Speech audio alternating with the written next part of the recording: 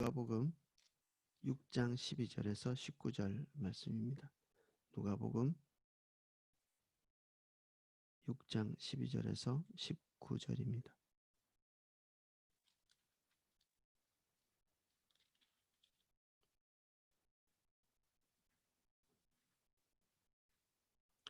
누가복음 6장 12절에서 19절 제가 찾으신 줄 알고 읽겠습니다. 이때 예수께서 기도하시러 산으로 가사 밤이 새도록 하나님께 기도하시고 밝음에 그 제자들을 부르사 그 중에서 12를 택하여 사도라 칭하셨으니 곧 베드로라고도 이름을 주신 시몬과 그의 동생 안드레와 야고보와 요한과 빌립과 바돌로메와 마테와 도마와 알페오의 아들 야고보와 세롯이라는 시몬과 야고보의 아들 유다와 예수를 파는 자들 가롯 유다라. 예수께서 그들과 함께 내려오사 평지에 서시니 그 제자의 많은 무리와 예수의 말씀도 듣고 병고침을 받으려고 유대 사방과 예루살렘과 두로와 시돈의 해안으로부터 온 많은 백성도 있더라. 더러운 귀신에게 고난을 받는 자들도 고침을 받은지라. 온 무리가 예수를 만지려고 힘쓰니 이는 능력이 예수께로부터 나와서 모든 사람을 낫게 함일러라. 아멘.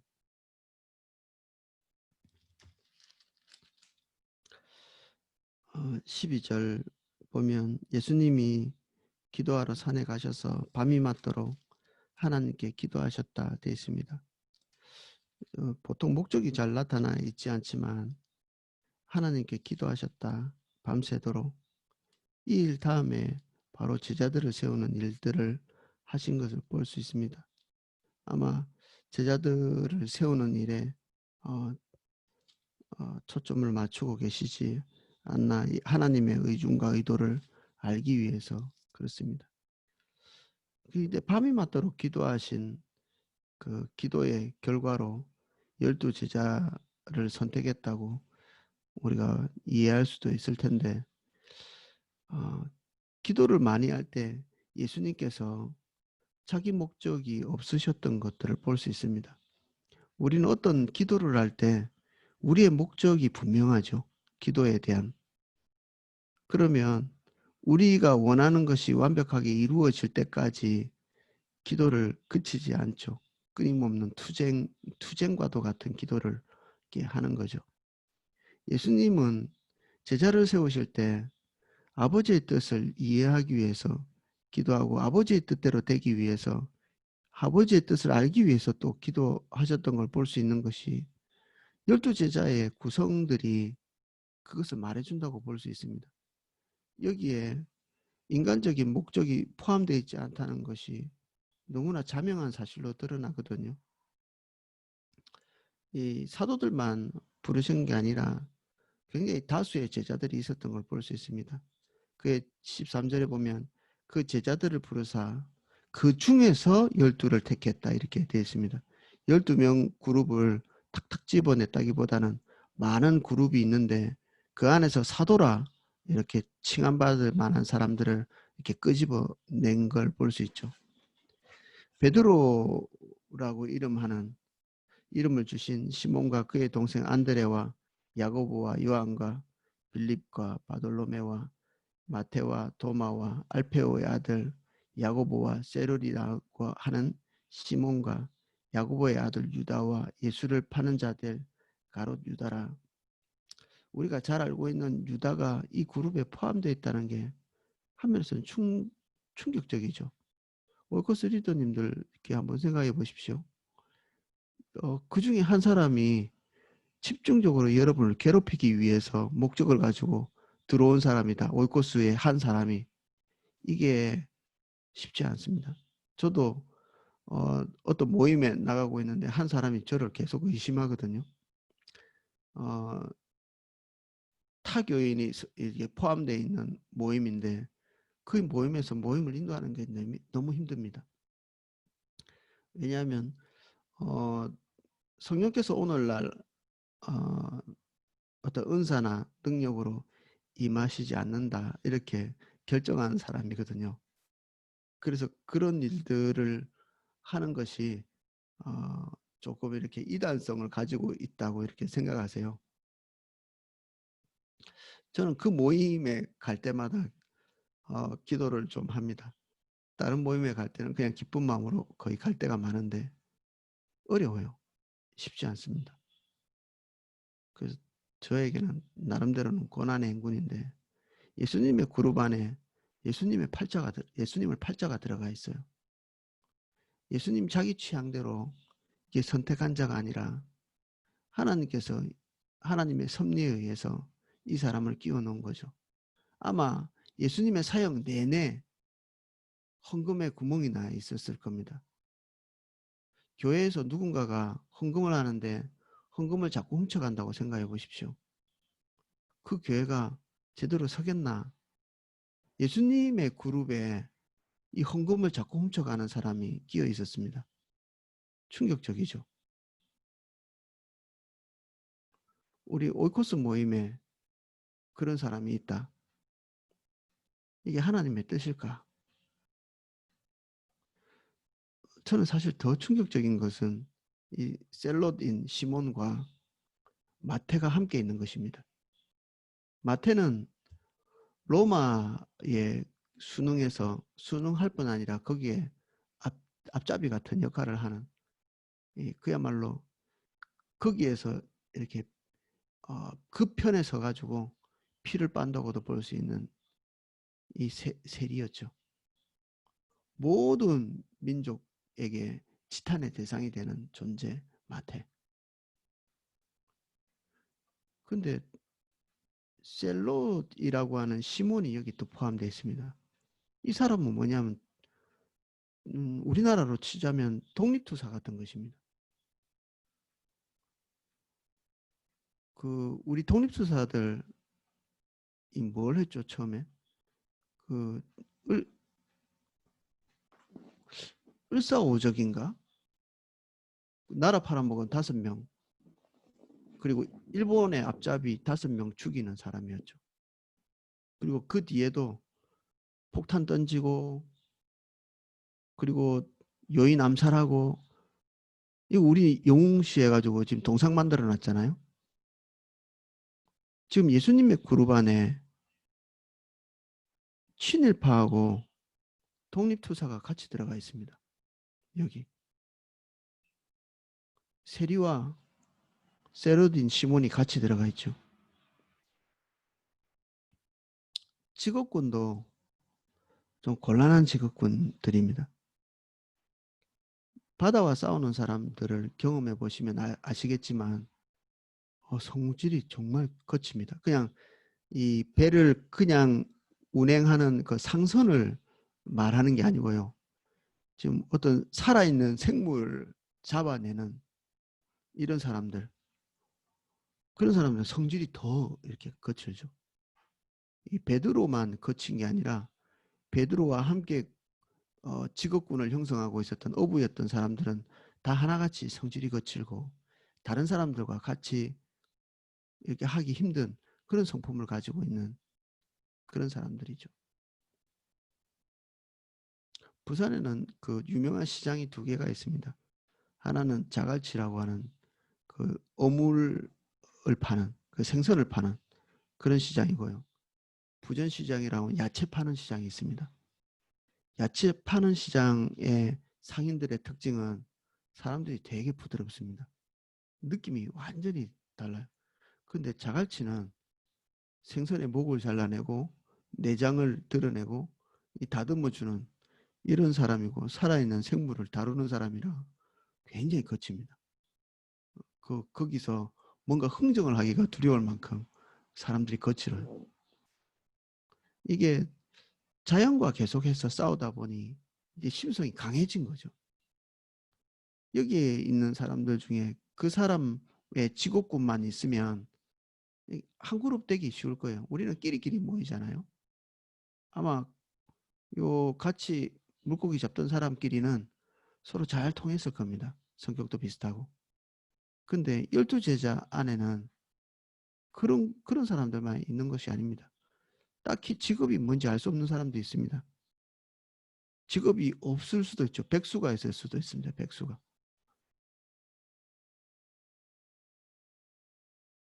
이런 직업군들이 이렇게 하나로 돼 있죠.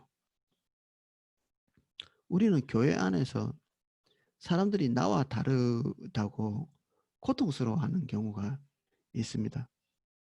누구를 지지하는가? 정당의 문제.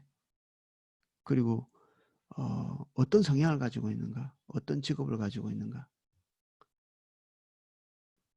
그래서 어떤 특별한 직업군들끼리 모인다든지 또는 좀 편하기 위해서 자기하고 잘 맞는 데를 찾아다니는 그런 경우가 있죠. 오이코스나 어떤 우리가 속해 있는 그룹 안에서 갈등이 빚어지는 것은 악이 아닙니다. 그건 잘못된 만남이 아니에요. 그럼 부부싸움 맨날 하는데 그러면 부부가 잘못된 만남입니까? 하나님의 섭리 안에 모였지만 예수님이 밤이 맞도록 기도했지만 우리 포도나무 교회나 모든 교회 그리고 심지어 예수님의 제자들의 그룹 안에서도 이 놀라운 이 상이점들이 있는 거죠. 실제로 이 3년의 기간 동안 예수님의 공생의 기간 동안에 이들에게 평화만 있었나요? 서로 머리 되겠다고 싸우고 시기하고 질투하고 분노를 내고 나쁜 일에는 마음을 같이 해요. 나쁜 일에는. 평소에는 치지고 볶고 싸우다가도 이 마리아를 정죄하는 일에는 가룟 유다가 앞서가니까 제자들이 다 동조해가지고 그래 그래 그래 이렇게 하거든요. 왜 그랬냐 이렇게 하기도 하고. 예수님 답답하게 만드는 일에는 또 다 동조합니다. 이 사람들이.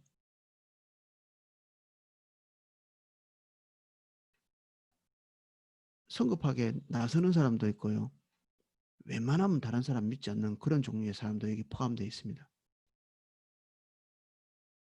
이 사람들끼리 먹고 자고 했다? 이건 또 다른 문제입니다. 여러분들은 일주일에 한 번 보잖아요. 또는 두 번 보고 교회에서 보고 이것도 참 마음을 불편하게 할 때가 있죠. 근데 여기는 먹고 자고 했습니다.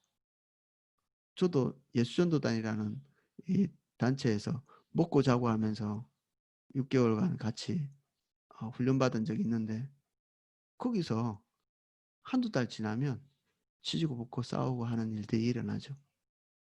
사람이 모일 때 이런 일이 없을 수 없는데 하나님께서 뻔히 다른 이 사람들을 모아서 이 갈등 속에 있게 하십니다.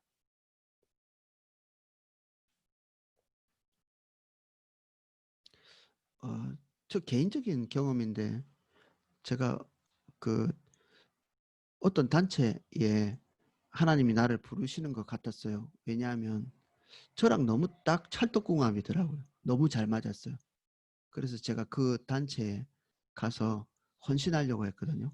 이제 방향을 서서히 잡아가고 있는 중이었는데 제가 그 학교에서 하는 그 기질 검사를 이렇게 무료로 해주기 때문에 제가 한번 받은 적이 있는데 상세히 여러 가지 검사를 이렇게 하더니 그 예수 안 믿는 사람이죠. 그 사람은 전문가인데 저보고 그런 조언을 해주더라고요.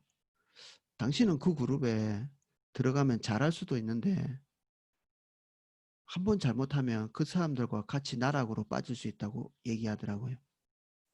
그래서 저한테 조언하기를 당신은 좀 특정한 성품을 가지고 있으니까 그냥 다른 사람들하고 보편적인 일반적인 사람들하고 같이 그 그룹에서 일하도록 하라 이렇게 얘기했어요. 그 사람들과 같이 있으면 정말 찰떡궁합과 같이 잘 될 수도 있지만 나락으로 빠질 때는 누구 한 사람 비판도 없이 제동 거는 사람도 없이 같이 나락으로 빠지는 거죠. 여기에 있는 사람들은 누구나 다 함정을 가지고 있는 사람들이죠. 누구나 다 문제점을 가지고 있고 때로는 장점과 단점을 동시에 보유하고 있는, 어쩌면 장점은 곧 단점입니다. 깨끗한 사람 너무 깨끗해서 장점이면서도 다른 사람 되게 불편하게 합니다. 더러운 사람은 더러운 대로 관용이 있지만 또 다른 사람을 또 불편하게 만드는 면이 있죠. 성질 급한 사람은, 더딘 사람이 고통스럽습니다.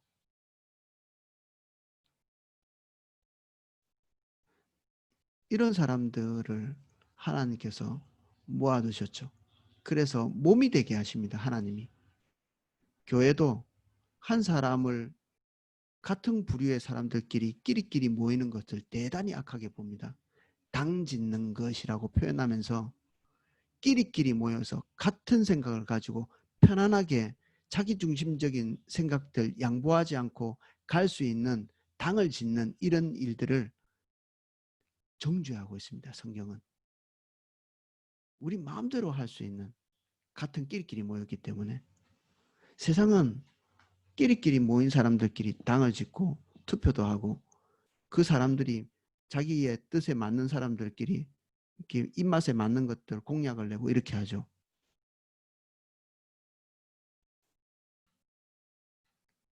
정치적 성향이 지나치게 선명한 사람은 저는 악으로 봅니다. 그럴 수가 있나요? 정치적 성향이 분명한 게 있을 수 있어요? 하나님 나라의 사람이?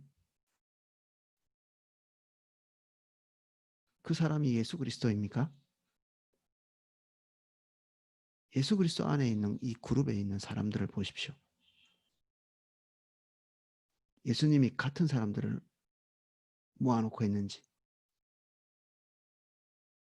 그래서 형제를 바꾸려고 하지 마십시오. 우리가 그래서는 안 됩니다. 있는 그대로 받아들이고 어쩌면 강한 자가 약한 자에게 계속 맞춰야 될 필요가 있습니다.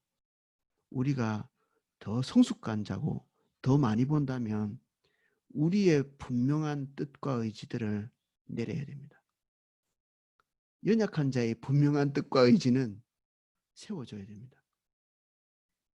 나는 성숙했기 때문에 연약한 자의 연약함도 받아들이고 그 안에서 주님을 잃지 않고 그것을 수용할 수 있지만, 연약한 자는 그 사람의 뜻이 버려지면 주님도 버려져요. 어떤 사람은 고기를 먹을 수도 있고 안 먹을 수도 있지만 어떤 사람은 고기를 먹는 순간에 주님을 버리게 됩니다. 그래서 못 먹는 사람이 있었습니다. 우리가 성숙한 자이거든 연약한 자의 뜻을 받들어 주십시오. 이게 공동체의 덕이죠.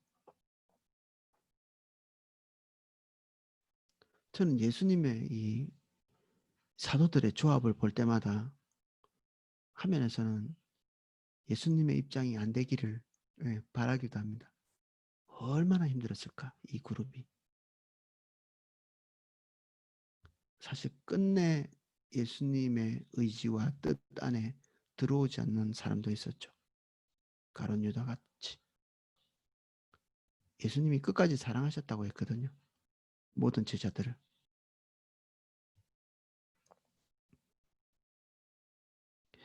17절 예수께서 그들과 함께 내려오사 평지에 서시니 그 제자의 많은 무리와 예수의 말씀을 또 듣고 병고침을 받으려고 유대 사방과 예루살렘과 두로와 시돈의 해안으로부터 온 많은 백성들도 있더라.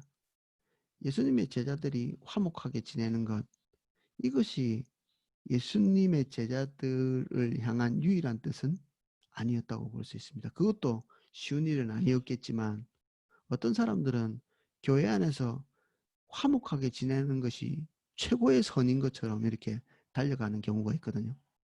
아닙니다. 교회는 하나님으로부터 맡겨진 고유한 사명들이 또 있어요. 이렇게 복잡다단한 이 그룹들이 그냥 가만히 있으면 별 문제가 없을 텐데 하나님이 맡기신 일들을 맹렬히 해나가야 되는 이런 사명들이 또 있는 거죠. 부부가 어려움 당하지 않고 그리고 재정적으로 계속해서 공급되고 그리고 주변에 뭐 어려운 사람 도와줄 필요도 없고 삶의 안정을 그냥 계속해서 유지할 수 있는 그러면 부부관계 별 문제 없겠죠. 점잖게 살아갈 수 있을 겁니다. 근데 주님이 우리 가정을 그렇게 두시지 않습니다. 절대로. 안일함으로 들어가지 않는다면, 주님을 바라보고 걷는다면 우리끼리도 맞춰서 살기 힘든 이 공동체가 하나님의 아젠다를 향해서 계속 가다 보면 지금 보편적으로 가지고 있는 연합 가지고는 주님을 따라갈 수가 없습니다.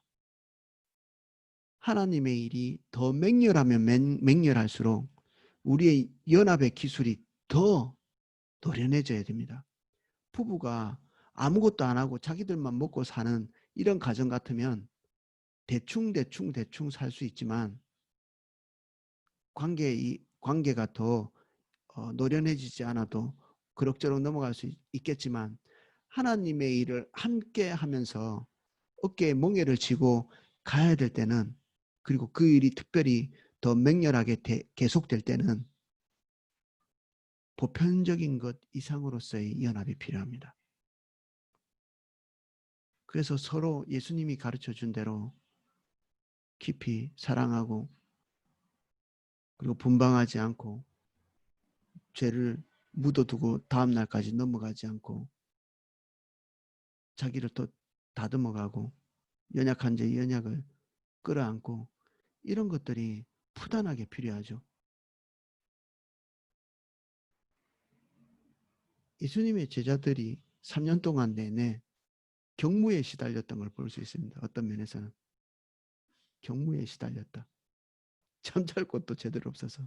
예수님이 한 번씩 보면 제자들이 먹을 수 있도록 따로 시간을 내주고 가서 쉴 수 있도록 일부러 지시하시는 이런 경우도 종종 보거든요. 이거는 그들이 눈코 뜰 새 없었던 시간들도 있었던 것입니다. 항상 그렇지 않을지 모르지만 어쩌면 주님의 인도를 따라가다 보면 우리가 경무에 시달리는 사람처럼 탈진할 수도 있습니다.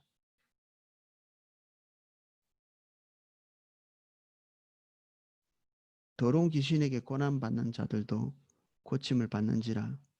온 무리가 예수를 만지려고 힘쓰니 이는 능력이 예수께로부터 나와서 모든 사람을 낫게 함이로라. 이거 보면서 좀 저는 우스운데, 제자들이 지금 뭘 하고 있었을까? 예수님, 모든 사람들이 누구를 쳐다보고 있었습니까?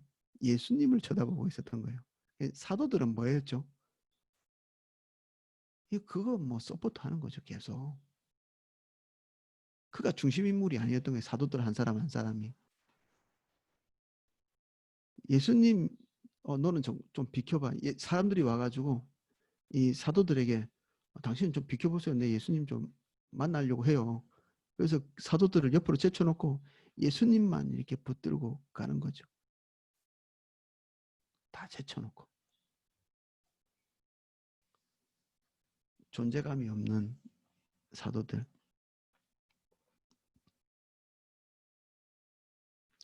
우리가 궁극적으로 우리의 존재감이 없는 것이 좋습니다. 우리 안에 예수 그리스도가 더 선명하게 사람들에게 부각이 되면서 우리는 어느 시점이 되면 하나님께서 중요한 어떤 위치, 인지도 같은 것들을 한순간에 부어주실 수는 있습니다. 어떤 목적 때문에 그렇습니다.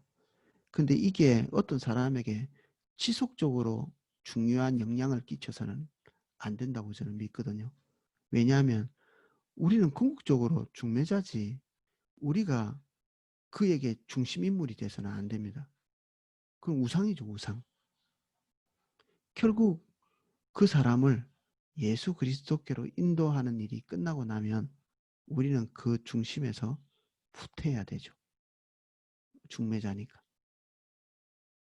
그래서 우리가 쇠퇴해야 될 때가 언제인지 이 고민이 먼저 들어가야 됩니다. 저도 항상 머릿속에 그런 생각이 들거든요. 언제 빠져야 될까? 언제 빠져야 될까? 내가 해야 될 일들만 감당하고 뒤로 물러서는 지혜. 힘들 때 빠지는 거 아닙니다. 그 사람이 주님을 충분히 만나고 있다고 싶을 때는 그때 뒤로 빠지는 거죠. 힘이 안 들 때입니다. 그때는. 힘이 안 들 때.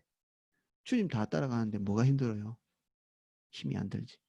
주님 못 따라가고 서로 치지고 볶고 싸우고 이럴 때 그때 우리가 필요한 것입니다. 그래서 우리는 한 면에서는 예수 그리스도께서 지속적으로 위로해 주시지 않으면 리더의 자리에 있는 것이 대단히 힘들고요. 그리고 누군가 리더의 자리에 서려고 한다면 그 고난의 행군을 감수하셔야 되고, 그리고 그러다 보면 찾아오게 되는 명예를 헌신짝처럼 버릴 수 있는 자세와 태도가 없으면 우리는 사울 됩니다.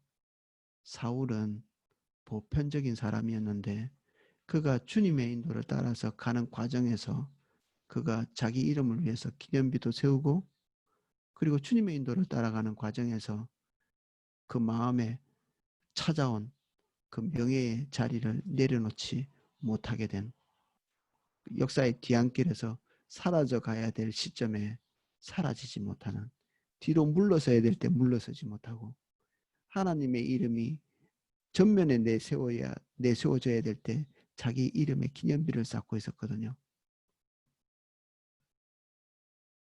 한면에서는 우리를 두렵게 하는 일이죠. 이런 것들이.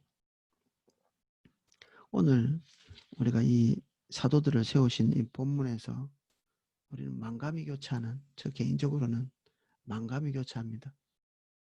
우리는 이미 교회 그룹 안에 들어와 있잖아요. 그리고 나름대로는 이런 약간의 불협화음들을 이미 경험하고 있고요. 지금 사이 좋습니까? 오이코스에서 저는 예측하건대 곧 아마 하나님께서 새로운 사람들을 보내시고, 그리고 다루기 까다로운 사람들을 섬겨야 되고 이런 일들이 닥칠 것입니다. 좋은 사람들은 우리는 손에서 놔야 될 때가 올지 모릅니다. 성숙했기 때문에. 그래서 오이코스는 성장하고 성숙하고 나면 사람들을 붙여주시거든요. 그러면 많아지면 나누어질 수밖에 없게 돼 있습니다. 나누어지고 또 나누어지고, 성숙한 사람은 또 미성숙한 사람들을, 또 그 사람들이 막 이렇게 자기 성정대로 살아가는 사람들을 또 가슴에 품고 그 고통을 계속 짊어지고 그 사람이 성숙할 때까지 인내하면서 또 끌어안고 있는 거죠. 오이코스 리더가 아니시고 그 리더가 아닌데 그 그룹에 포함되어 계시다면 또 리더가 그런 고충을 가지고 있다는 걸 알고 할 수 있는 대로 좀 협력해 주시고 이러면 좋을 것 같아요. 그리고 리더라면 이거 감당하는 것이 하나님이 나에게 주신 숙명이구나. 이것들을 우리가 좋은 마음으로 받아들이고 은혜를 구하는 것입니다. 이걸 탈피하려고 하는 게 아니라 이거를 감당할 수 있는 은혜를 구하셔야 됩니다. 요거를 탈피하면 편해질 것 같은데 그리스도의 멍에가 더 쉽습니다. 예수님의 멍에는 쉽고 우리의 멍에는 10배, 20배, 100배 어렵습니다. 그래서 하나님의 사명을 버리는 사람은 자기 삶의 질고를 1000배나 더 져야 됩니다. 자기 삶이 쉽다고 하는 사람은 아무도 없습니다. 어마어마하게 무겁고 고통스럽습니다. 자기 삶도 편안하고 하나님의 사명도 편안하다면 그 사람은 이 땅에 살아있을 이유가 없죠. 사명 버리는 사람은 하나님이 데려가십니다. 사명 버리고 아니란 사람은 이 땅에 살 수 있는, 천국 가는 게 훨씬 낫거든요. 제 말이 불편하게 이렇게 여겨지지 않기를 바랍니다. 주님께서 우리를 인도하시는 그 샘플들이 있습니다. 저는 200명 정도의 성도님들을 이렇게 주시해서 보고 있거든요. 근데 여기에 제가 말하는 임상적인 일들이 이렇게 일어납니다.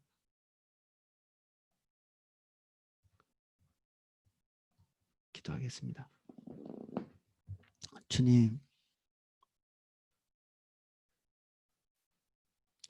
우리 성도님 한 분 한 분이 교회 안에서 관계의 온전함을 위해서 분투하고 있는 것을 주님이 아십니다. 더 연약한 자를 품고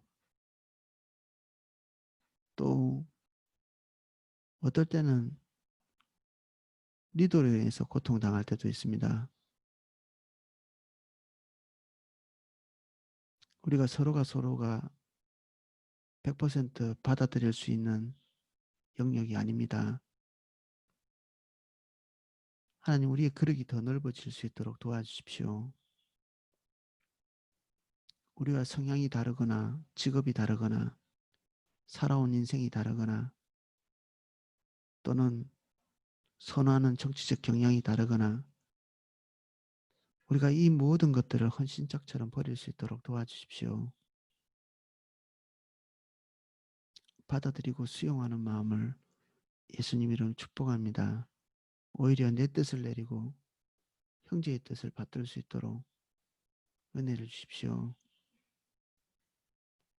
귀히 여길 수 있도록 도와주십시오.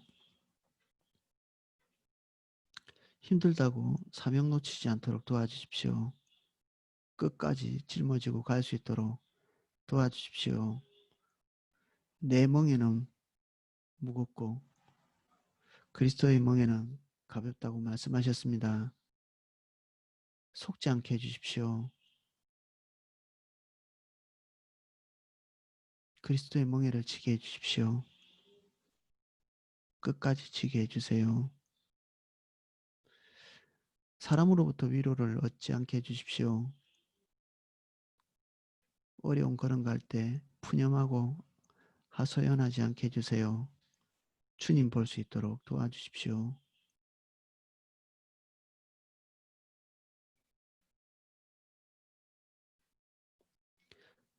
그리고 마침내 우리에게 노련한 연합의 기술을 주시고 우리가 우리 자신이 존재하기 위하여가 아니라 하나님의 비전을 향하여 교회가 더 성실하게 움직여 갈 수 있도록 도와주십시오.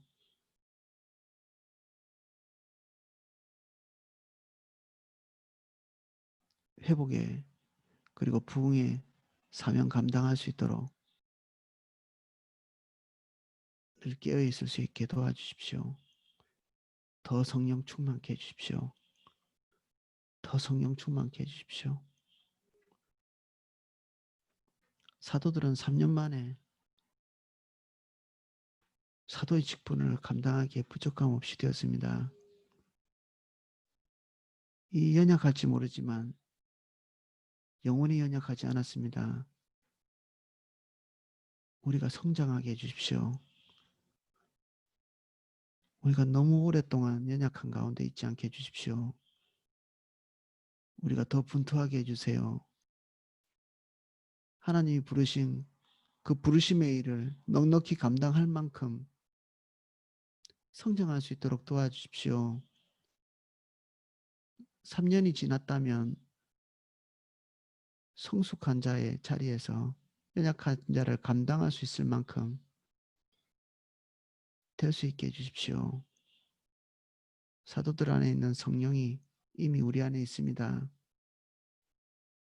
더 충만하게 해주십시오. 우리는 모든 것을 다 가지고 있습니다. 완전함으로 갈 수 있도록 도와주세요. 완전케 해주십시오. 우리가 부족할 이유가 없습니다. 우리는 완전한 모든 조건들을 다 갖추고 있습니다. 완전으로 나아가고 성숙으로 나아갈 수 있도록 도와주세요.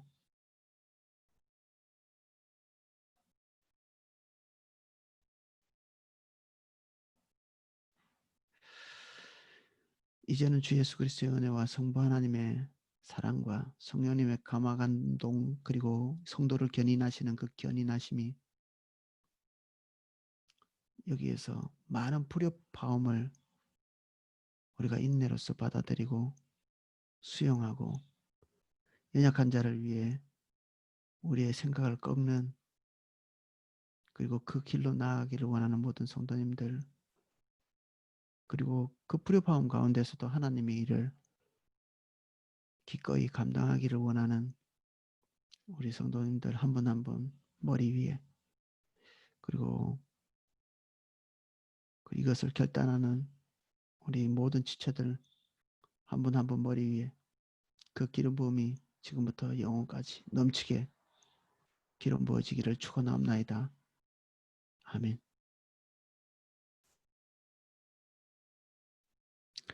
예, 각자 기도하실 수 있도록 제가 음악을